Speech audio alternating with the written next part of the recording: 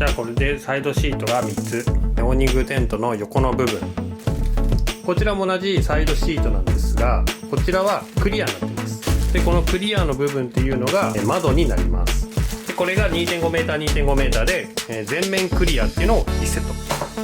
で、これは真っ二つに切って使う予定です。エントランスシートって言いまして、真ん中のところでですね裂け目が入ってて出入り口みたいになると。エントランスシートが1個、サイドシート用が4つで、うち3つは同じ柄のもので、それからですねエントランスシート、これは出入り口用のものの計5セットを購入しました。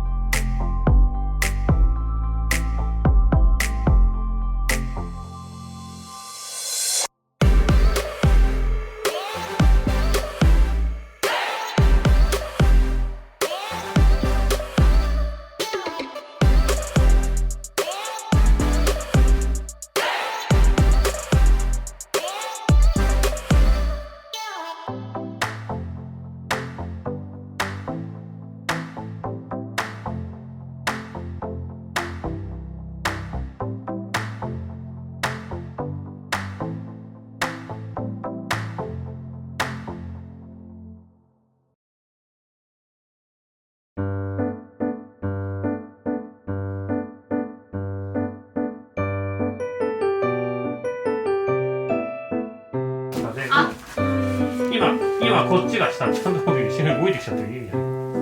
おいでっつって。